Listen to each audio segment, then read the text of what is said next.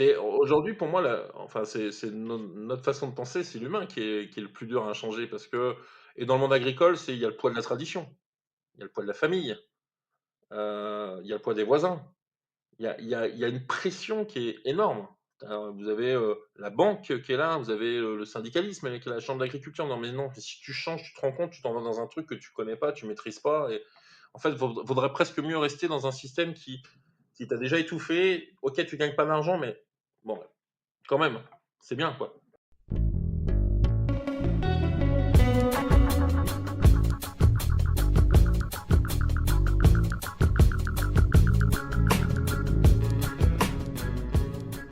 Bienvenue sur Oser, le podcast de l'engagement pour un monde durable. Je m'appelle Jean-Philippe Descas, citoyen engagé pour l'émergence d'un nouveau modèle de société, respectueux des limites physiques de notre planète, plus juste et plus solidaire. Dans Oser, je reçois des acteurs du changement qui nous racontent leur parcours, nous donnent des clés pour comprendre les enjeux de la transition et des pistes pour faire bouger les lignes. Oser est un podcast indépendant à but non lucratif et que j'anime de manière entièrement bénévole. Mon ambition est de participer à la prise de conscience citoyenne sur l'urgence d'agir et de changer de paradigme de société. Je souhaite aussi participer à faire rêver les gens à un autre monde, où les valeurs de partage, de collaboration, de bienveillance et de respect seront portées par tous. Si vous partagez ce désir avec moi, vous pouvez m'aider en parlant de ce podcast à votre entourage, en faisant la promotion des épisodes qui vous plaisent sur les réseaux sociaux, en laissant une note et un commentaire sur Apple Podcast ou tout simplement en me racontant comment vous vous engagez à votre tour. Et maintenant, place à l'épisode du jour. Bonjour Fabrice Egon. Bonjour. Fabrice, vous êtes éleveur, chef d'entreprise et engagé. Aujourd'hui, j'aimerais parler avec vous de votre parcours personnel, de votre parcours professionnel et de ce qui vous a mené à lancer l'entreprise de Nous à vous, qui transforme et vend la marque de lait en direct des éleveurs. Et j'aimerais aussi qu'on parle du modèle économique de votre entreprise et de son aspect social et écologique. Mais maintenant, je vais vous laisser la parole pour vous présenter et que vous puissiez nous parler un petit peu de votre parcours. Alors bonjour, oui, je m'appelle Fabrice Egron, je suis éleveur laitier à Nantes, enfin tout près de Nantes, à 20 kilomètres au sud de Nantes. Je suis associé avec mon frère Sébastien depuis 2006, et on est sur la ferme familiale où on avait nos parents, grands-parents, historiquement qui étaient là. Moi, je me suis installé en 2006 après un parcours, pas tout à fait en ligne droite, hein, parce que, je voulais être sportif, footballeur notamment. Une grave blessure m'a dérouté. Après, j'ai voulu être prof de sport. Pareil, une autre blessure. Et puis, je suis parti dans le commerce. J'étais nutritionniste pour des grands groupes jusqu'à un grave accident de la route où j'ai fait un coma et où je me suis demandé ce que je devais faire, ce que je voulais faire plus tard. Et 5 ans après, je m'installe avec mon frère comme agriculteur, plus je dirais pas par passion, par plaisir, par envie de le faire, par choix, réellement, parce que j'avais eu une opportunité une dizaine d'avant où j'avais pas voulu le faire. Là, j'étais prêt et en m'installant avec mon frère, on s'est dit qu'on voulait aussi avoir un projet d'une autre agriculture. Donc on a transformé notre exploitation avant, donc ça, on est en 2006 et puis en 2009, il y a une très grave crise laitière qui est arrivée où le lait a chuté de 30-40 en prix. On s'est retrouvé plus pouvoir vivre notre métier et on a essayé de le défendre comme on a pu. On a fait partie des gens qui ont jeté leur lait pendant une quinzaine de jours pour, je dirais, montrer qu'il y avait une grave problématique agricole. J'ai eu la chance de pouvoir, à ce moment-là, être interpellé, notamment par des politiques, par des préfets, par, des gens de la grande distribution sur cette problématique. Je l'ai fait, j'ai été, présenté un tas de choses pendant 1 an et demi jusqu'à fin 2010 et à fin 2010, j'ai compris qu'il y avait pas de solution politique et on est en 2021, je vous assure qu'il y a pas de solution politique. C'est toujours la même problématique. D'accord. Et donc en 2010, avec mon frère et 2 autres éleveurs, on s'est posé une seule question: «Comment être agriculteur en 2020?» Alors aujourd'hui, je peux vous donner la réponse parce qu'on est en 2021. Mais à l'époque, on s'est un peu cassé la tête, beaucoup, en disant: «Mais comment dans 10 ans, on peut être encore agriculteur avec le système tel qu'il est et ce vers quoi on va?» c'est-à-dire, ne pas payer au juste prix, l'impact pour l'environnement, la santé pour l'homme, la santé pour les animaux et on a réfléchi à cette question, ça nous a pris, un peu plus de 2 ans, pour se dire: «Mais en fait, pour être encore en 2020 agriculteur, il faut qu'on produise, qu'on transforme et qu'on vende nous-mêmes notre production et en changeant de modèle». Donc produire dans nos exploitations, c'est la partie qui nous semblait la plus facile, mais en changeant de modèle agricole, en ayant un impact sur l'environnement, en ayant un impact sur la santé animale et en ayant pour vision, qu'est-ce qu'on veut comme produit pour la santé humaine? Donc on a un vrai travail qui a été fait là-dessus. La deuxième chose, c'était dire: «OK, on maîtrise la production, on la change, mais si on ne transforme pas nous-mêmes, il y a personne qui nous le fera». C'est-à-dire que si la production laitière qu'on change, elle s'en va dans le marché, noyée dans le marché des autres, pas d'impact. Parce qu'au final, ça restera la même chose. Donc là, on s'est dit: «Il faut qu'on transforme». Mais transformer, c'est avoir un outil à soi et ça coûte beaucoup d'argent parce que ça coûte 8,5 millions d'euros. Donc là, vous arrivez, en 2013-2014 face à un mur parce que vous êtes éleveur, vous êtes pas Alors rémunéré. justement, j'ai plusieurs questions, avant de vous laisser continuer si ça vous va, notamment, Très bien. sur le métier d'éleveur, en fait. Puisque, vous avez dit plusieurs fois: «Je me suis installé en tant qu'agriculteur avec mon frère». Vous êtes aussi éleveur laitier. Est-ce que finalement, vous derrière ces 2 mots, c'est la même chose ou vous avez différentes activités en plus, de l'élevage? Et en quoi consiste aussi ce métier donc, d'éleveur laitier, en fait? Puisque je pense qu'il y a pas vraiment beaucoup de personnes qui savent réellement, ce qu'on y fait. Non, non, personne ne connaît le métier d'agriculteur tant que vous l'avez pas vécu. Un agriculteur, alors moi je suis éleveur laitier, en fait chez nous et l'ensemble de mes collègues, on fait ce qu'on appelle de la polyculture élevage. On élève des vaches laitières, des veaux pour faire la production laitière, mais à côté on fait de la céréale, on fait de la culture. Alors pas forcément pour vendre, hein, moi par exemple c'est juste pour de l'autonomie, pour nourrir mes animaux, mais certains de mes collègues donc on n'est pas céréalier, on fait un peu de tout. Mais un agriculteur, c'est aussi un mécanicien, c'est aussi un maçon, c'est aussi un électricien, c'est aussi un comptable, c'est aussi, à la fois, allez, 15-20 métiers, quoi. Donc c'est ce qu'on oublie souvent, c'est que l'agriculteur aujourd'hui, parce qu'il n'a pas, les moyens financiers de vivre, il fait tout lui-même. Et c'est une vraie problématique parce qu'en fait, vous avez une pression sur tout. C'est-à-dire que, le tracteur est en panne, bah, faut vous débrouiller pour le réparer. Heu, vous avez un problème, vous avez un bâtiment à faire, généralement c'est vous qui le faites. Enfin, c'est être agriculteur aujourd'hui, c'est pas seulement s'occuper des animaux ou des terres. C'est tout le reste. C'est aussi un des problèmes de l'autonomie. Et alors, au-delà, en fait, de cette, multiplicité des activités qui, j'allais dire est le cas de beaucoup d'entrepreneurs, hein, même si je mets des guillemets autour de ça, hein, parce que je dis pas que tous les entrepreneurs. Non, non, mais c'est vrai, hein, il y a beaucoup de similitudes avec le monde de l'entrepreneuriat, ouais. Mais sur le métier en fait, d'éleveur laitier, directement, donc vous disiez, vous avez des céréales pour nourrir les vaches. Mais derrière en fait, quel est vraiment le fruit un peu de votre travail? C'est quoi? C'est le lait que vous vendez directement ou c'est aussi, les animaux? Mmh. En fait, comment ça se passe en fait, comment s'organise un petit peu ce métier pour qu'on comprenne le fonctionnement? En fait, quand on est éleveur laitier, essentiellement comme moi je le suis, c'est plus de 90 de notre chiffre d'affaires est fait par la vente du lait. D'accord. Les animaux, c'est très peu. Les animaux, c'est très peu en fait à proportion, c'est vraiment la vente du lait et je dirais même pas la vente parce qu'en fait un agriculteur, il vend pas son lait. C'est son transformateur bien souvent qui vient le chercher et qui lui paye en fonction de ce qu'il veut. L'éleveur qui est soi-disant un chef d'entreprise, il ne vend pas son lait. C'est-à-dire que quand vous vendez quelque chose, vous avez un coût de production, une marge et vous vendez. Mmh. Quand vous allez dans un magasin, c'est pas vous en tant que consommateur qui déterminez le prix. Et ben là, l'éleveur aujourd'hui, c'est pas lui qui détermine Alors le prix, justement, comment ça se c'est passe? la transformation. Alors qui sont ces gens qui font la transformation et pourquoi est-ce que c'est pas l'éleveur qui détermine le prix? Quel est un peu le fonctionnement de ce marché? C'est le modèle agricole depuis, plus de 40 ans, hein.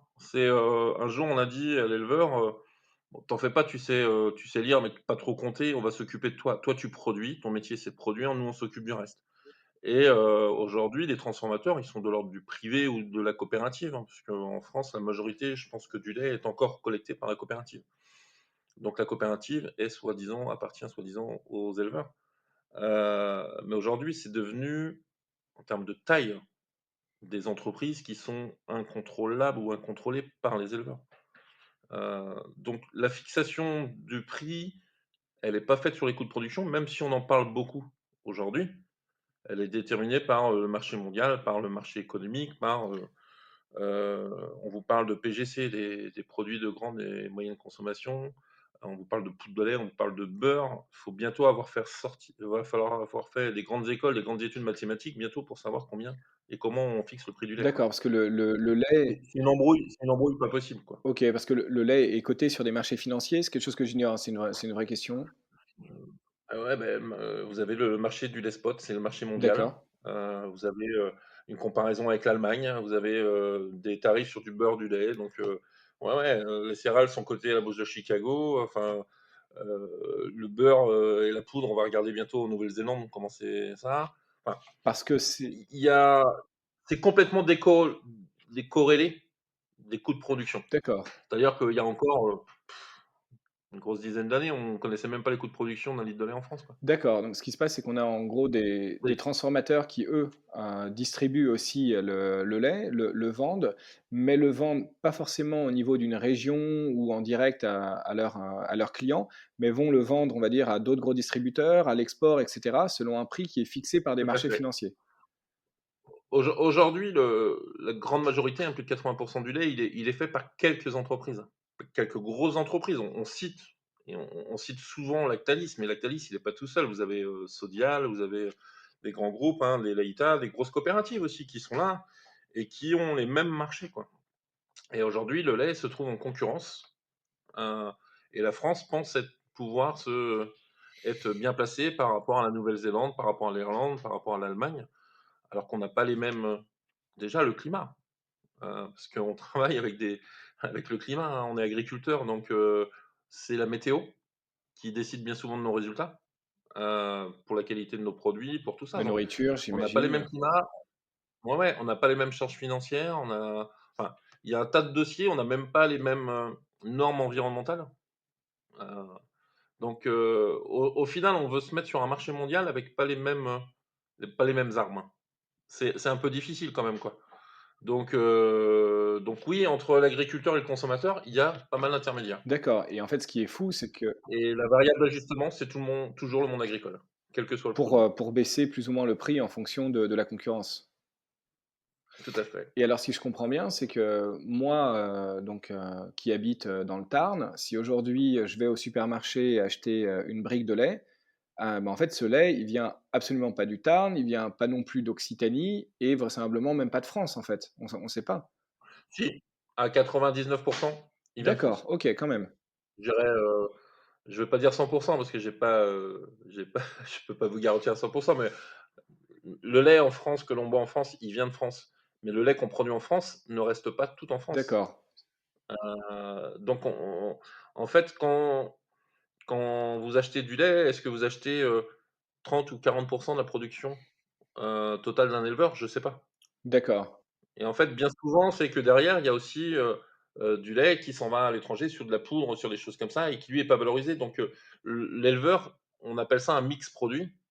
Son prix du lait, il est fait entre ce que vous achetez vous, heu, par exemple en lait UHT, ce que vous achetez en yaourt, en fromage, mais ce qu'on vend en poudre, en beurre ou autre chose qui s'en va sur le marché mondial et qui lui n'est pas valorisé, quoi. d'accord, OK, OK, je comprends. Donc ça, c'est ça qui est assez complexe, quoi. C'était Et c'est ce que nous, on a voulu changer complètement. D'accord, et alors, bah, du coup, racontez-moi un peu, comment est-ce que vous avez fait? Quelle était, l'idée de transformer et du coup de vendre en direct si, Bah, l'idée, c'était de se dire: on doit faire un produit qui n'existe pas, en fait, qui réponde aux consommateurs.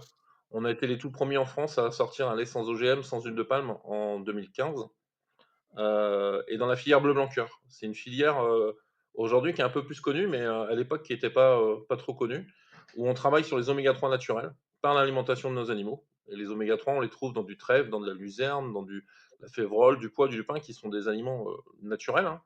Donc on va apporter des oméga 3 à l'animal qui va les redonner grâce à son lait. Donc on a une teneur en oméga 3 naturelle dans notre lait. Donc c'est aussi une mesure de notre impact sur le méthane, notamment sur le rejet de méthane par les animaux. On sait qu'on est capable, par une bonne alimentation, d'enlever entre 20 et 40 de méthane sur grâce à l'alimentation de nos animaux. Donc de réduire ça. Pas besoin de faire de méthaniseur quand on peut ne pas faire de méthane. Mmh. Heu, donc c'est tout l'objectif, c'est d'avoir un impact sur l'environnement et sur la santé. Donc ça demande une vraie maîtrise de la part des éleveurs, mais ça, c'est notre travail. Donc une remise en cause de nos systèmes, c'est-à-dire on est parti sur des systèmes qui sont plutôt à base d'herbes, de luzerne, de foin, de trèfle, de lupin, et moins sur des systèmes avec, de l'ensilage de maïs, du soja et Et du blé, alors quoi. pourquoi? Parce que, ça c'est cette alimentation fait moins rôter les vaches ou enfin c'est On a une meilleure assimilation donc moins de pertes et donc moins de rots et donc moins de dégagement de méthane. d'accord, Mais aujourd'hui, j'exagère, hein, mais pas trop quand je vous dis que, on est en train d'emmener les éleveurs vers des projets de méthanisation. Et en fait, plus enfin, l'éleveur va devenir rentable avec un méthaniseur. En gros, on a copié le rumen d'une vache qu'on a mis de façon grosse pour faire un méthaniseur. Mais plus mal vous allez nourrir la vache, plus vous allez gagner d'argent. Donc on est en train d'aller complètement à l'envers. Pourquoi nourrir des vaches? Faisons des céréales pour les mettre dans les méthaniseurs. C'est ce que les Allemands font et c'est ce qu'on commence à faire en France. d'accord. Donc nous, notre principe, c'est de dire: «Non, on doit mieux maîtriser notre alimentation pour que l'animal ait un meilleur indice de transformation, donc dégage moins de méthane, donc un lait meilleur pour la santé animale et meilleur pour la santé humaine et meilleur pour l'environnement», et ça, on le mesure. D'accord et vous vous êtes dit aussi du coup, on va faire pousser notre céréale pour être en capacité de nourrir nos animaux avec ces produits-là? Tout à fait. On recherche l'autonomie, en fait. On n'y est pas à 100, hein, c'est pas, je suis pas sûr que ça soit un objectif d'être à 100, mais on recherche à produire le maximum sur, nos exploitations. Par exemple, aujourd'hui, quand on dit pas d'OGM, c'est qu'il y a pas de soja qui vient, du Brésil avec des OGM chez nous, et demain, il y aura même plus de soja dans notre alimentation. On a des protéines en France, hein, je vous dis, les premières, c'est l'herbe, c'est le trèfle, c'est la luzerne, mais on a le lupin, la févrole, le pois, on fait aussi du soja français. Donc pourquoi pas l'utiliser? Après, le soja, il correspond pas à notre modèle d'alimentation. Mais il y a plein de solutions. Aujourd'hui, je trouve qu'on a une vraie problématique en France, c'est que on copie les modèles, hein, et on est en train de copier les Américains, les Allemands sur des grosses fermes. Il y a plus de projet alimentaire en France. On a fait la loi Egalim, Mmh. qui au départ devait être les EGA. Donc c'était un projet, les États généraux de l'alimentation, qui se sont transformés en États généraux de l'agriculture et de l'agroalimentaire. Si on mettait en place un vrai projet alimentaire en France, qu'est-ce qu'on veut manger pour les 20 prochaines années? Il n'y en a pas eu depuis, des décennies, hein. Mais je pense que le monde agricole est capable de s'adapter à n'importe quel projet. À partir du moment où on a un projet qui est clair, qui est défini, si on veut demain manger bio ou manger, sans OGM ou manger, de façon plus saine, plus respectueuse, et qu'on mette en place des choses, je vous promets, n'importe quel agriculteur est capable de le faire, à condition qu'en face, il ait une juste rémunération. Et je parle pas de prix rémunérateur, je parle de rémunération des Alors on va éleveurs, y venir. un On salaire. on va y venir Fabrice. Juste, je rembobine un petit peu parce que du coup, c'est on a sauté 2-3 étapes sur le parcours et sur la Pas de souci. présentation aussi de nous à vous. Mais c'est vrai que c'est hyper intéressant, c'est quelque chose que je n'avais pas du tout en tête, cette notion de régime alimentaire en fait des vaches pour réduire en fait enfin les rots et du coup enfin le méthane qui pouvait se dégager des animaux. C'est quelque chose que j'ignorais complètement. Hem Du coup, je vous redonne un peu la parole pour peut-être nous présenter, ce qui vous a fait avancer dans cette discussion, avec votre frère et dans ce projet que vous avez commencé à penser, de par les impacts, on va dire, environnemental, on a commencé à les esquisser, mais aussi, sur, donc l'impact, on va dire, beaucoup plus éthique ou sociétal et du coup la rémunération, des éleveurs. Bah, en fait, quand on a changé notre modèle de production, je vous dis, après, il fallait qu'on ait la maîtrise de la production, de la transformation. C'est-à-dire que notre lait, il est cru, on veut en faire un lait UHT, donc ça demande des C'est investissements. quoi un lait Mais ce UHT? lait UHT, Un lait UHT, c'est ce que j'allais dire, c'est un lait ultra haute température, donc c'est un lait de longue conservation. On est aujourd'hui sur des laits qui se conservent 6 mois, ce qui est la majorité, du lait consommé en France. Si on avait pu s'en passer, si, chaque consommateur consommait que du lait frais, on aurait fait du lait frais. C'est pas le cas en France, c'est plus vrai dans les pays du Nord. Plus on monte au nord, plus, la consommation de lait frais ou de lait pasteurisé est en vogue, pas chez nous. Donc, nous, on a voulu créer une installation et on a créé une usine de A à Z qui partait de zéro. On n'était pas du métier, mais en se disant pour objectif, c'est que le goût de notre lait doit être celui le plus proche possible du lait quand il sort de la vache. Donc on a travaillé sur un outil industriel qui respecte également, alors d'un point de vue sanitaire, santé, c'est obligatoire, mais on voulait aussi travailler sur le goût. Donc on a mis en place dans l'usine un tas de process et de procédures qui nous permet d'avoir le goût le plus proche possible du lait cru. On a aujourd'hui des consos qui nous le redisent très souvent. Donc on a fait un vrai travail là-dessus. Mais cette transformation, ça a coûté 8,5 millions d'euros. Quand vous êtes éleveur, vous n'avez pas un sou, vous n'avez pas de banque qui vous suivent, quoi.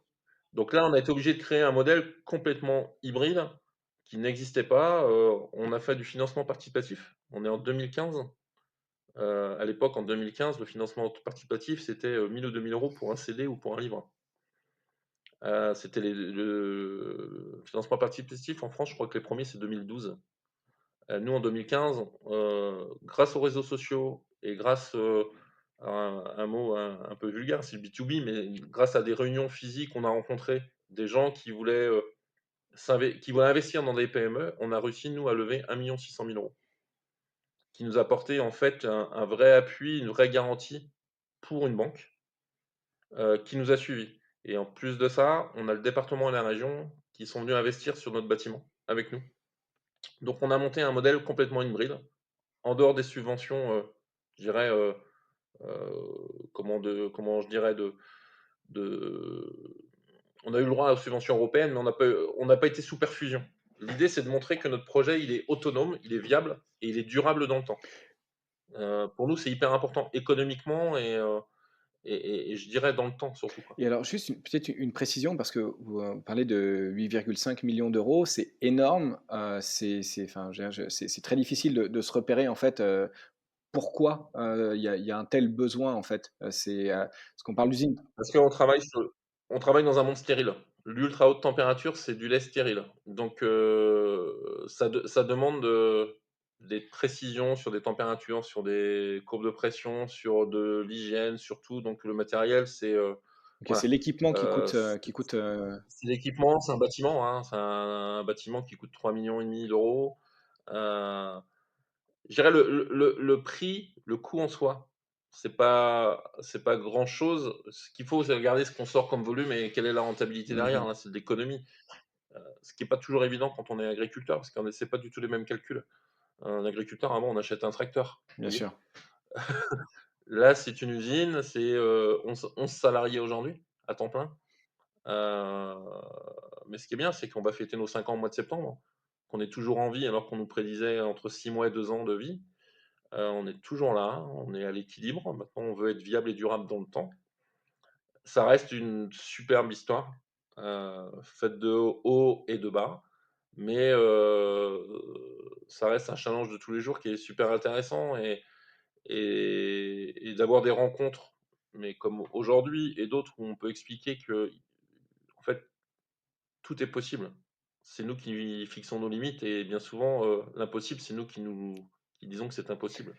Donc nous, on est aujourd'hui, 25 éleveurs, pardon. On vient d'installer 2 jeunes, dans des exploitations. On est 10 exploitations. Je vais pas dire qu'on si, on s'éclate, quoi. Même dans les moments difficiles, il y a toujours des trucs sympas. Aujourd'hui, j'ai des agri-entrepreneurs à côté de moi. J'ai des éleveurs entrepreneurs, qui ont changé leur façon de penser, en fait, et ça, c'est juste génial. C'est-à-dire qu'aujourd'hui, il pense plus simplement: «Je produis», il fait: «OK, je produis, mais pourquoi? Pour qui? Comment je vais le faire? Et qu'est-ce qu'on fait pour ça, quoi?» Mmh. Et ça, c'est ça aussi notre le modèle, c'est le changement humain. qui est super De intéressant. reprendre un peu le contrôle sur, j'allais dire, Ah sur ben, ce métier. là, on maîtrise notre filière. On maîtrise notre filière. Et alors justement, comment est-ce que vous la maîtrisez, que je comprenne bien un peu, toute la manière dont ça fonctionne? Donc d'un côté, il y a les exploitants, enfin les éleveurs, donc 10 exploitations, aujourd'hui, c'est ça? Ouais, Ensuite, il y ouais. a la partie, transformation, donc le côté Qui bâtiment. appartient qui appartient aux éleveurs, qui appartient aux éleveurs aussi. Cette partie transformation, comme la marque, elle appartient aux éleveurs, accompagnés des actionnaires que je vous dis tout à l'heure, en financement participatif. Donc, mais c'est la première fois que des éleveurs possèdent leur outil, leur marque. C'est-à-dire que c'est aussi un investissement, pour eux dans le temps, heu, en étant actionnaire de cet outil-là, quoi. Donc en fait, ça fait pour nous, ça fait en direct des éleveurs. Et pour aller au consommateur, on a un seul intermédiaire, c'est la distribution. Qu'elle soit, par la GMS, mais ça peut être par la restauration, par la collectivité.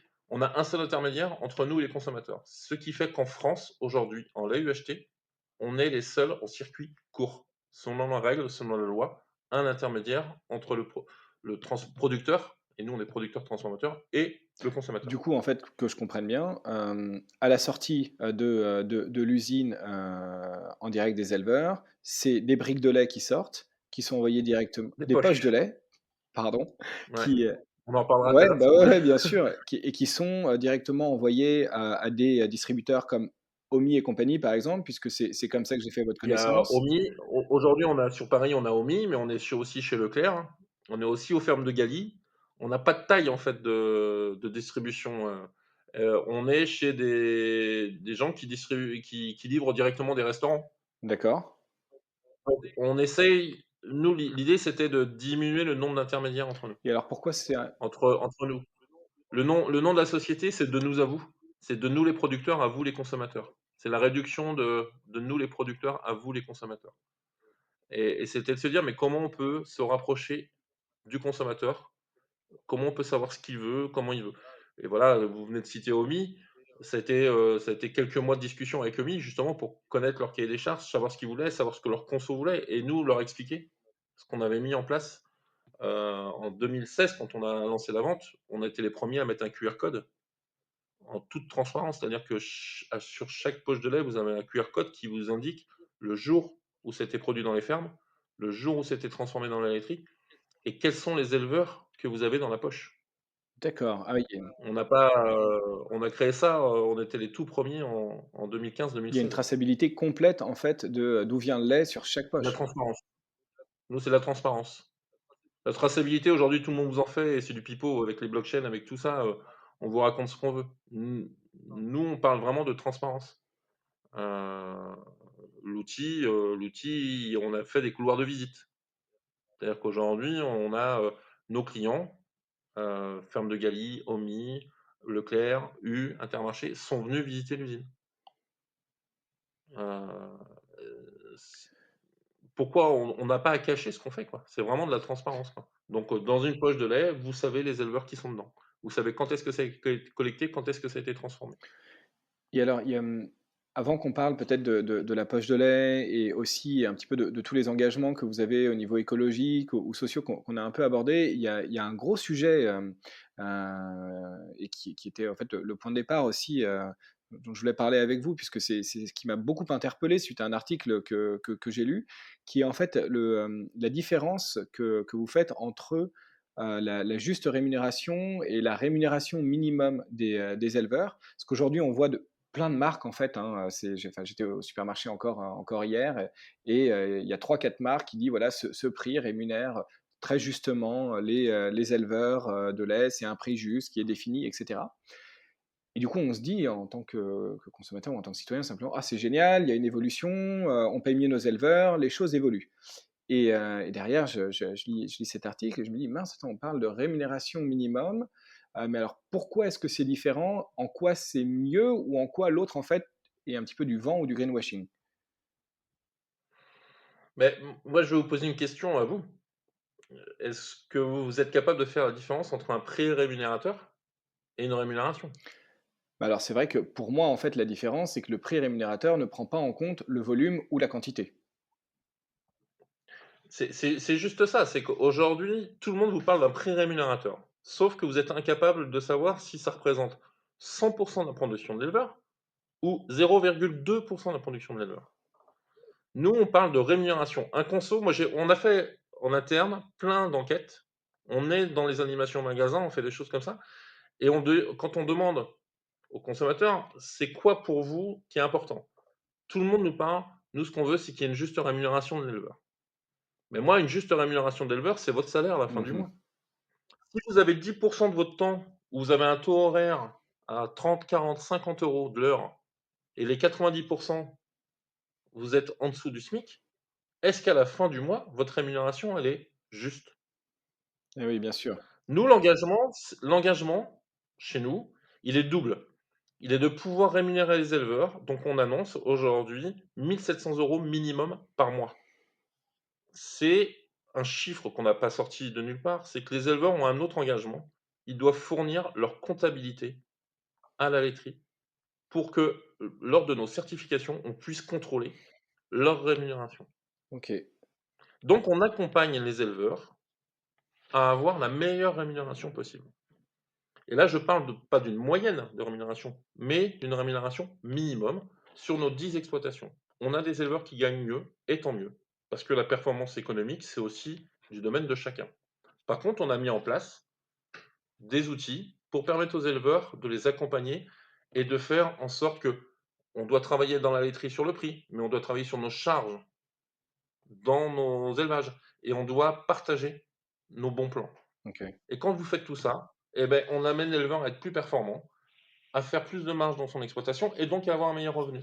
Aujourd'hui, l'ensemble des marques vous parle d'un prix rémunérateur. C'est du chiffre d'affaires. Et à aucun moment, vous, consommateur, vous êtes garanti que l'éleveur, il est juste rémunéré. Si ça représente 2% du chiffre d'affaires de l'éleveur, vous pouvez acheter un lait qui vous dit je donne 45 centimes à l'éleveur, ça représente moins de 1% du chiffre d'affaires. Et c'est quasiment le cas tout le temps. Et alors, j'ai C'est pour ça que la différence chez nous, c'est que l'éleveur, il est actionnaire. C'est 100% de son lait. Donc il est partie prenante dans sa ferme à la laiterie. Et en fait, là aussi, on va parler de transparence. Il a les chiffres de la mmh, laiterie.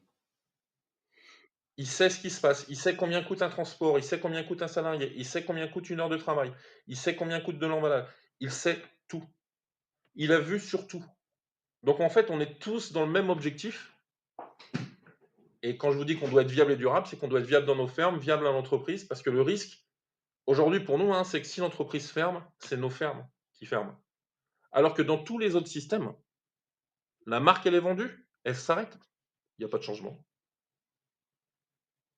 On est acteur à 100% de notre mais marque. du coup, vous contrôlez, j'imagine, beaucoup plus les volumes qui sont aussi vendus puisque, avant de Eh prendre ben aussi oui, un nouvel oui, exploitant, on peut pas en fait multiplier les gens qui rentrent dans le système? non, non. Pour 2 choses, on adapte la production à la vente. Donc on essaye de développer les ventes pour développer la production. On limite la production dans nos fermes. C'est-à-dire que l'idée, c'est pas demain d'avoir 2 millions de litres par ferme. Aujourd'hui, en moyenne, on a 40 vaches par éleveur. Donc on a des fermes, la plus grosse ferme, je crois qu'elle a 130 vaches aujourd'hui, ils sont 4. OK. Donc c'est pas, ramené au nombre d'éleveurs, c'est tout Et petit, ça, hein. ça représente quoi en comparaison des autres types de fermes? Parce que pareil, j'ai pas de point de comparaison pour Non, mais le système France aujourd'hui, on est dans la moyenne. OK, Mais l'objectif pour les 10 prochaines années, c'est de faire des fermes de 250 à 350 vaches minimum. C'est pas moi qui l'annonce, hein, c'est le syndicat agricole aujourd'hui qui dit que le modèle de demain, c'est des fermes minimum à 250-350 vaches. OK, C'est pas notre modèle. OK. C'est pas notre modèle. Voilà, après, il en faut pour tout. J'oppose pas les modèles, c'est pas le nôtre. Aujourd'hui, l'idée, c'est qu'un éleveur puisse bien faire son travail sur la ferme, vivre de son travail et être acteur de sa filière.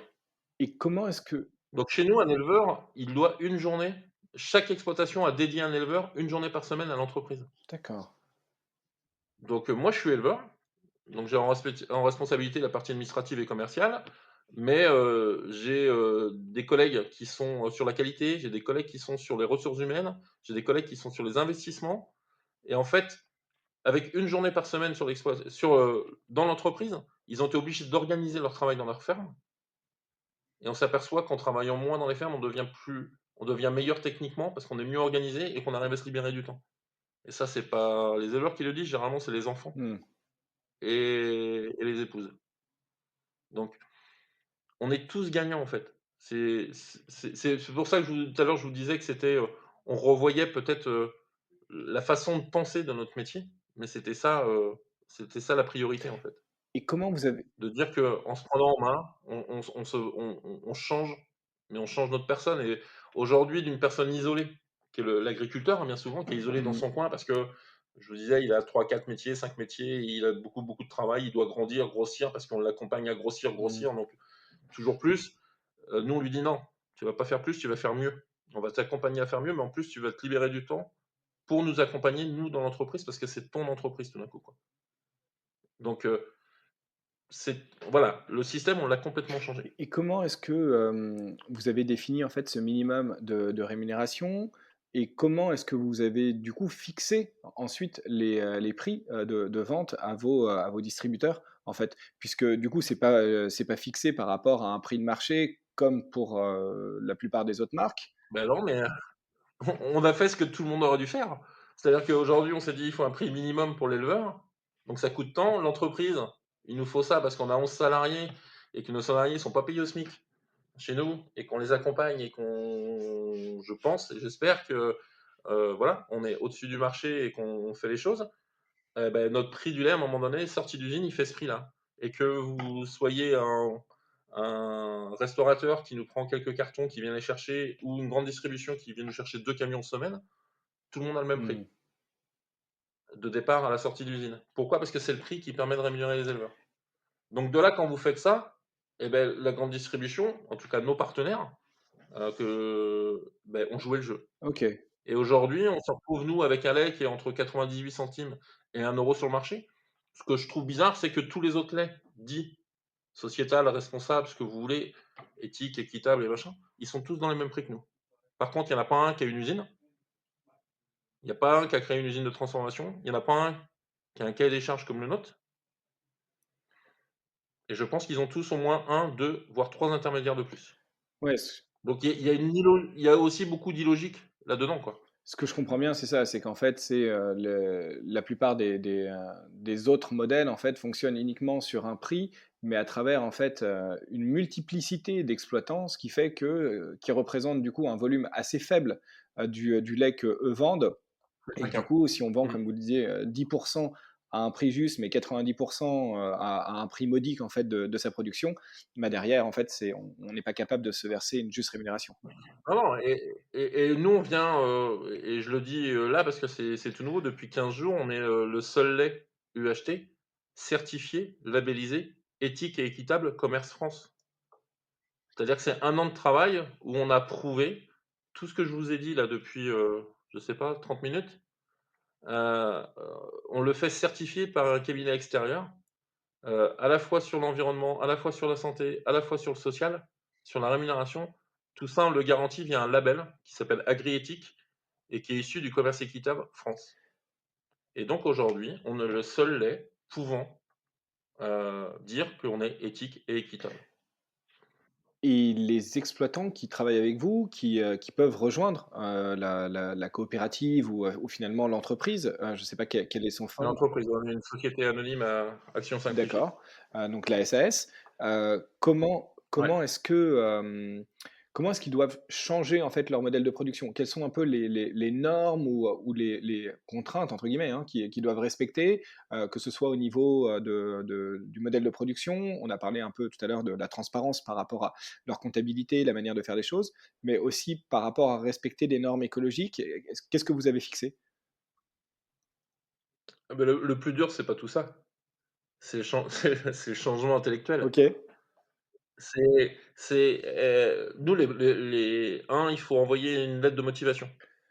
Donc dire à un agriculteur qu'il doit envoyer une lettre de motivation pour venir à la laiterie, on en reçoit, on en a, allez, je pense qu'on a, 200-300 qu'on garde précieusement, mais il y en a qui font 3 lignes, hein. Parce que écrire pourquoi vous voulez nous rejoindre, c'est compliqué, Mmh. quoi. Et pour nous, c'est essentiel. C'est-à-dire que si vous venez pour un prix, pour pouvoir acheter un tracteur, un robot, machin, c'est pas la peine, quoi. Ouais. Donc c'est d'amener le monde agricole à se poser la question: «OK, je veux changer, mais pourquoi? Qu'est-ce que je dois amener?» Et nous, on a démarré, on était, 3 exploitations. Après, on est passé à 9 et tous ceux qui sont venus, quelque part, ça leur a posé un tas de questions. OK, si je veux aller là-bas, il faut que j'atteigne des objectifs. Mmh. Et aujourd'hui, c'est plus facile à 10 parce qu'on mutualise, on partage beaucoup. On a, on sait aujourd'hui qu'on a mis en place des choses qui peuvent amener un agriculteur qui nous rejoindra aujourd'hui, qui est motivé, qui veut changer, en 6 mois, 1 an, à atteindre les objectifs parce qu'on a mis une méthode en place d'évolution. Mais la première des choses, c'est est-ce qu'il est prêt à changer intellectuellement? Est-ce qu'il est prêt à ne plus être juste producteur? Est-ce qu'il est prêt à devenir ce que nous on appelle agri-entrepreneur? Et pour ça, on est, dans les fermes, on est souvent associés, 2, 3, 4. On demande à ce que 100 des associés soient d'accord sur le principe et pas un ou 2.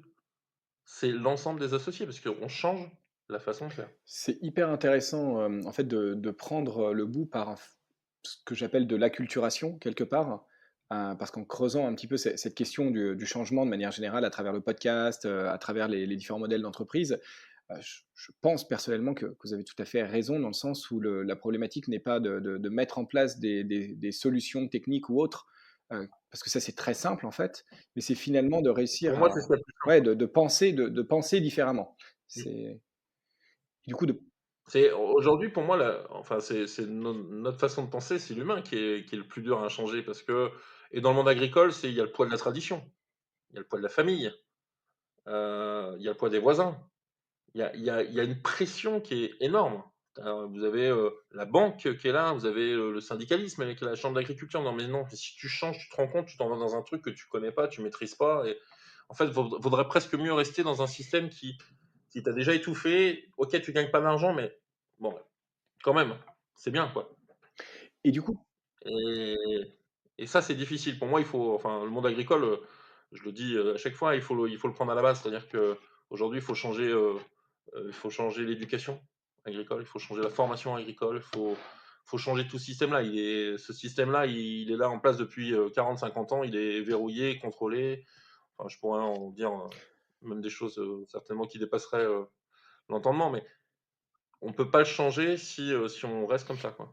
Il faut changer Et les acteurs. justement, comment est-ce qu'on fait en fait pour pousser à d'autres en fait, multiplier un peu ce genre de modèle que vous proposez, que vous prouvez en fait, plus que vous proposez? Si vous prouvez que ça marche, vous prouvez qu'on en vit mieux. Comment est-ce qu'on fait pour le développer? Est-ce que c'est à travers d'autres types de formations agricoles? Est-ce que vous parlez avec d'autres éleveurs?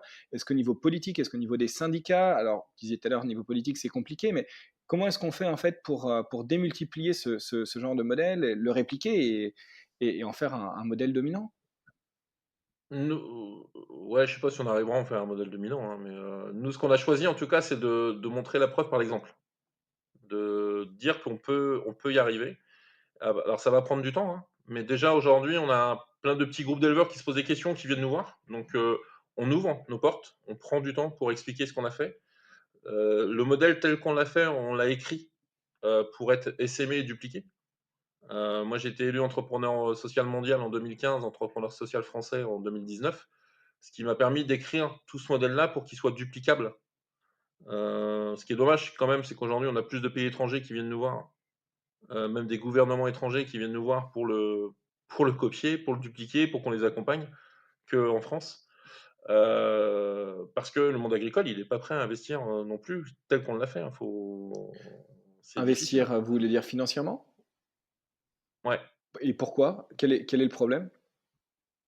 culture. D'accord, c'est le fait de devoir, C'est culturel, c'est-à-dire qu'investir dans un tracteur, dans du matériel, dans un bâtiment, oui, investir dans une usine pour transformer, non, culturellement, c'est pas ça. On a laissé faire, je vous dis, il y a 40 ans de formation, OK. enfin, faut connaître le monde agricole, comment on sort, comment on arrive à être éleveur aujourd'hui, tout est verrouillé, tout est verrouillé, hein. Faut pas se mentir, c'est pas, jusque, et je le dis très clairement parce que j'en ai encore eu la preuve aujourd'hui, jusqu'au niveau des ministères, quoi. Aujourd'hui, pour moi, on n'a pas de projet agricole, on n'a pas de projet alimentaire. Donc si vous n'avez pas de projet alimentaire, vous n'avez pas de projet agricole. Donc on laisse faire. Et Et la meilleure des réponses pour moi, c'est vous, c'est les consommateurs. Le jour où les consommateurs feront les vrais choix, les bons choix, alors je sais que c'est compliqué parce que, tout à l'heure vous parliez de greenwashing, entre un prix, rémunérateur et une rémunération. Il faut qu'on arrive à l'expliquer. et ouais. C'est pour ça que c'est un vrai choix. Si le consommateur demain, nous, si on doublait notre vente là, ben, on doublerait le nombre d'éleveurs. Mmh. Et notre projet, il est pas de faire 100 millions de litres de lait, ici. Si demain on en vend 8, mais j'imagine demain on en vend 100, ça veut dire qu'on a 6 usines en Mmh. France. Donc on a 6 groupes d'éleveurs en France qui ont leur propre usine, qui sont proches du conso, mais ça veut dire qu'on a aussi, dans chaque usine, entre 10 et 15 salariés locaux. On a aussi des cantines, des collèges, des EHPAD, des hôpitaux qu'on nourrit avec un lait de qualité et le modèle, il est changé. Il y a pas besoin d'avoir, on n'a pas besoin de faire 100 de la production. À un moment, le modèle est changé. Aujourd'hui, beaucoup de laits sont sans OGM, hein. On était tout seul en 2015, Mmh. hein. Et du coup, ouais, pour le consommateur, peut-être qu'un conseil, c'est d'essayer de voir ceux qui sont réellement transparents par rapport à, qui sont les producteurs, d'où vient le lait, donc même pas traçabilité en fait, mais transparence comme vous le disiez. Non, j'ai pas les moyens de certaines marques de faire de la communication. Mais aujourd'hui, on est encore beaucoup dans le marketing social. Et le conso, son choix, il est difficile. Je l'entends, je comprends. Pourquoi on vient de se faire certifier? C'est qu'on espère que grâce à cette certification, on puisse démontrer que chaque lait n'est pas identique. Et que derrière, il y a moyen. Parce que je reste très optimiste. Moi, je pense qu'on a moyen de changer les choses. On a, et que le monde agricole est en capacité de s'adapter, de changer ses pratiques si, en face, tout le monde joue le jeu. Mais aujourd'hui, on parle de l'ancien monde ou du nouveau monde, on parle de plein de choses. Il y a encore, la finance est encore là, quoi. Et donc, quand je vois des marques responsables qui se disent responsables ou c'est ça, l'argent qui se font sur les producteurs et les consommateurs, ça me fait doucement rire, quoi. Euh, Aujourd'hui, on veut démontrer qu'il y a un autre système, mais on peut le démontrer que si dans l'ensemble de la filière, du producteur au consommateur, chacun euh, trouve le juste milieu pour faire les choses. Et alors j'avais une question qui, n'a pas complètement rien à voir, mais un petit peu en ouverture parce qu'aujourd'hui, il y a de plus en plus de gens qui souhaitent s'installer, dans des pratiques agricoles, mais à travers des collectifs, en polyculture, en polyélevage, pour reprendre en fait des grandes exploitations, les diviser, mutualiser, les équipements. Qu'est-ce que vous pensez un peu de ces néo-ruraux ou c'est ce mix entre néo-rural et agriculteurs, paysans qui s'installent ensemble à travers des collectifs pour justement reprendre enfin, faire de la polyculture ou du polyélevage? Ouais, moi je suis pas contre ça, je mets juste un bémol, c'est qu'à un moment donné, il faut vivre de son métier et il faudrait pas que ça fasse croire à certains qu'on peut vivre avec 3 vaches, avec 500 mètres carrés de terrain et des choses comme ça. Il y a plein de modèles hein, qui se sont faits sur des permacultures, des choses comme ça, qui, au fait, au bout de 5 ans, financièrement, c'était des catastrophes. Par contre, personnellement, j'ai regardé énormément ce qu'ils ont fait parce qu'il y a des techniques qu'on a appris. Il y a des choses qu'on a appris là-dedans. Il n'y a pas de, il y a pas de mauvais système. Aujourd'hui, c'est juste qu'il faut, là encore, y faire très attention de dire qu'on peut, un couple ou 2 couples peuvent vivre sur 2 hectares. Même en maraîchage, c'est pas facile. J'ai accompagné des gens en maraîchage sur 5-6 hectares, c'est déjà très difficile. Je dirais, là aussi, on a créé les AMAP, qui est une très bonne chose. Les consommateurs, essayaient de voir combien gagne le maraîcher en AMAP. Parce que c'est pas très transparent. Vous achetez des paniers, mais je suis pas sûr que vous sachiez combien gagne le maraîcher. Et à l'inverse, le maraîcher, soyez transparent, parce que en France, on s'interdit de parler de rémunération. Nous, ça fait 1 mois et demi qu'on annonce les 1 700 € minimum, euh, mais on a reçu des coups de fil, des menaces et des choses comme ça, parce qu'on parle de salaire, quoi. Et en interne, ça a été chez nous en disant: «Bah, non, non, parce qu'on va pas dire combien on gagne, mais on dit que minimum, on gagne 1 700 € par mois». Et est-ce que c'est, une honte de gagner 1 700 € par mois pour un agriculteur? Mmh. Non, on n'est pas des grands patrons du CAC 40. Maintenant, on a des investissements et je pense que annoncer sa rémunération à travers un minimum, bah, c'est aussi montrer qu'on peut vivre dans notre métier. Et moi, quand je connais des AMAP qui travaillent très, très dur, qui vendent des paniers et que les gens s'en vont pour 50 centimes du panier à la semaine et que le gars gagne 600-700 € par mois, pour moi, c'est pas de l'AMAP. Donc il y a aussi la part des 2. Il faut dans le monde agricole, il faut aussi dire combien on gagne et puis mais il faut pas vendre nos produits à perte, quoi. Il faut pas créer des structures, qui fait on fait croire qu'en étant bénévole, ça fonctionne, quoi. Et par rapport à, la distribution, en tout cas vos partenaires de distribution, comment est-ce que vous les avez convaincus? Est-ce que ça a été difficile de les convaincre, par rapport au modèle? Le fait que les volumes sont pas forcément énormes, est-ce que ça a posé des difficultés? On a mis 3 ans, pas pour les convaincre, hein. On a mis 3 ans à apprendre leur métier pendant qu'eux apprenaient le nôtre. En fait, on a été le premier et c'est pas mes mots, hein, c'est les mots de patron en disant: «Mais vous êtes bien les agriculteurs, à chaque fois vous venez nous présenter des trucs, mais il y a jamais rien qui aboutit. Donc nous, on leur a dit: "Chiche, on va y aller, mais si vous nous accompagnez". C'est-à-dire qu'on veut comprendre votre métier. C'est-à-dire que, OK, comment fonctionne une centrale? Comment fonctionne un magasin? La réserve? C'est quoi les codes? Qu'est-ce que vous avez besoin? Et nous, on va vous expliquer comment nous, on fonctionne». Et on a mis 3 ans pour construire ensemble ce modèle-là. Et quand au bout des 3 ans, nous on a dit: «Beh, chiche, on y va», ils nous ont dit: «Beh, nous aussi». Et quand vous avez la distribution qui fait ça, que la région, le département disent: «OK, on y va», beh, la banque est venue. Et comme on avait en plus du financement participatif, on a vraiment misé dans la globalité. Et oui, on est certainement tombé sur les bonnes personnes au bon moment, parce que c'est aussi un choix avant tout humain. Heu, c'est les hommes et les femmes qu'on a rencontrés qui ont cru en nous, qui ont accepté de prendre ce risque et qui nous a permis de démarrer. Je pense que si j'enlevais, peut-être une personne dans un endroit, le projet n'aurait pas réussi. On a tout à l'heure parlé d'une poche de lait parce qu'on est dans une poche, c'est une poche souple. La première rencontre que j'ai fait, j'avais 10 patrons devant moi et il y en a un qui m'a dit: Ça ressemble à des poches, qui arrivent, sur les recharges de lessive, c'est pas solide, ça pète». J'ai pris la poche, on était dans un bureau d'un grand directeur et je l'ai lancée en l'air. Ça durait quoi? 2 dixièmes de seconde. J'ai l'impression que ça dure 5 minutes. En fait, parce que tout le temps qu'elle est en l'air, je fais: «Mais c'est stupide, si elle éclate, c'est mort». En fait, je me suis pas retourné, je devais transpirer, la poche est tombée et là, la personne se met sur le côté et fait: «Non, mais c'est vrai, elle est solide, on va peut-être pouvoir y aller, ouais». Ce jour-là, la poche éclatait, il y avait rien qui se faisait, hein.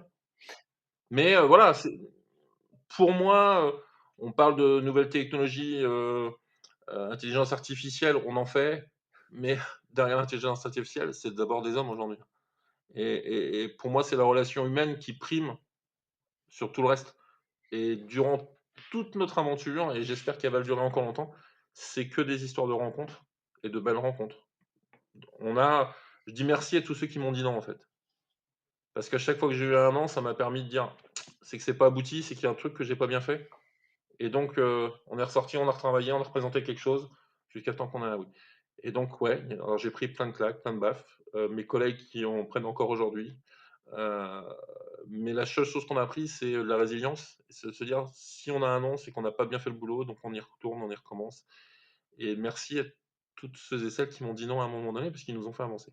Bah, Fabrice, merci beaucoup, pour cet échange. Je ne sais pas si, il y a un dernier message ou mot que vous voudriez, heu, laisser pour la fin de cette interview? Bon, je l'avais pas prévu, mais c'est quelque chose que j'avais sorti au tout début, au tout début des réunions que j'ai fait à l'époque, c'était des internautes ou c'était des gens en B2B, lors de réunions. C'est, l'arbre qui tombe dans la forêt fait plus de bruit que la forêt qui pousse et ensemble, soyons cette forêt qui pousse. En fait, bien souvent, et dans le monde agricole, on a des gens qui font beaucoup de bruit, notamment les syndicats sur ceci, cela. Mais on oublie que derrière, il y a un tas de gens qui travaillent dans l'ombre, qui eux ne font pas de bruit. et qui apporte plein de belles solutions. Je pense à tous mes collègues qui ont créé des yaourts, des fromages dans leur ferme, du beurre ici, ou mes collègues qui m'accompagnent dans cette aventure. Ils font pas beaucoup de bruit. Mais je pense que c'est la future forêt de demain, et que si on arrive à convaincre les consos de bien regarder, je pense qu'on peut être une belle forêt. Et ouais, il y a de belles choses pour les années à venir. Merci beaucoup Fabrice et bon courage, du coup pour ces années à venir et bravo, vraiment, du fond du cœur pour votre engagement et ce que vous faites. Merci et au plaisir.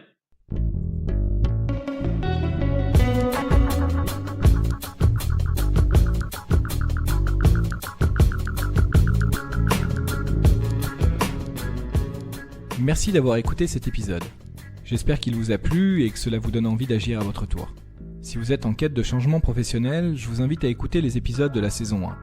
J'ai la chance de rencontrer des alumni d'écoles de commerce, des ingénieurs, des architectes ou des chercheurs qui ont opéré une rupture dans leur carrière après un parcours classique pour œuvrer à travers leur métier à un monde durable.